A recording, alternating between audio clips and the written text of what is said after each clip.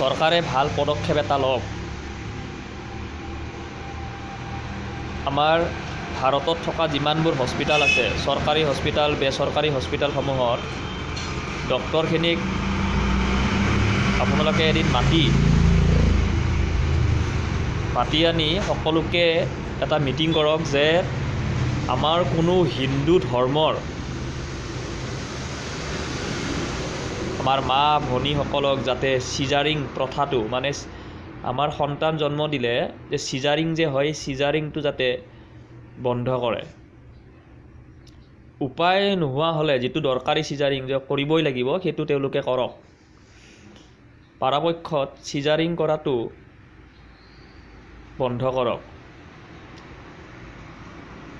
এইভাবে বন্ধ কৰক যে চিজাৰিঙৰ দ্বাৰাই আমাৰ হিন্দু সমাজৰ পৰিয়ালে